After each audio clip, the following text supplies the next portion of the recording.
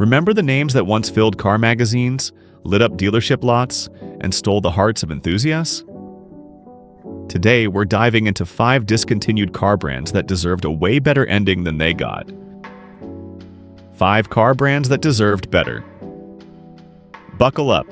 Let's go back in time. First, Pontiac, the rebel muscle icon.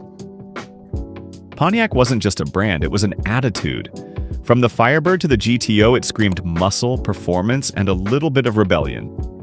In the late 60s and early 70s, Pontiac was the brand for affordable American muscle. The Trans Am became a pop culture legend, thanks to Smokey and the Bandit. But in 2010, GM pulled the plug. The reason? Bankruptcy restructuring after the financial crash. But enthusiasts will argue, Pontiac didn't die because it was weak. It died because GM had to make sacrifices. And let's be honest, we still miss those screaming chickens on the hood. 2. Saab. Quirky, safe, and just. Different. Saab was the car company for people who didn't want to drive what everyone else was driving. Founded by Swedish aerospace engineers, their cars were safe, smart, and had a charm no one else could replicate. The ignition between the seats? That was Saab. Turbocharged engines before everyone else? That was Saab. An actual airplane-style dashboard? You guessed it.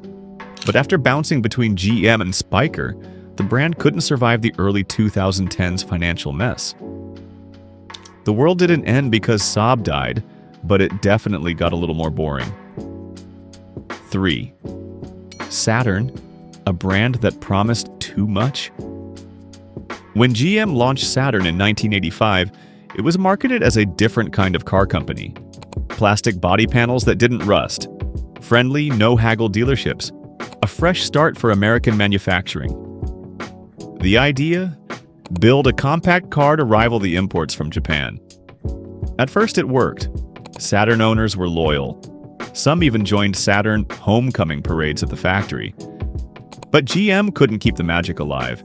They started rebadging existing models instead of innovating, and Saturn quietly faded into the corporate void in 2010. The dream was big. The execution? Not so much. 4. Scion, the youth brand. That age-too-fast Scion was Toyota's experiment to grab younger buyers. Bold styling, custom mods, and budget-friendly prices. The XB looked like a toaster but had serious fan appeal. Then there was the TC, essentially a budget sports coupe with real tuning potential. But after a decade, Scion started to lose its edge. Models became just rebadged Toyotas, and the youth it aimed for had moved on. In 2016, Toyota pulled the plug, folding a few models into its main lineup. Scion was a cool concept, but it was maybe too niche to survive. 5.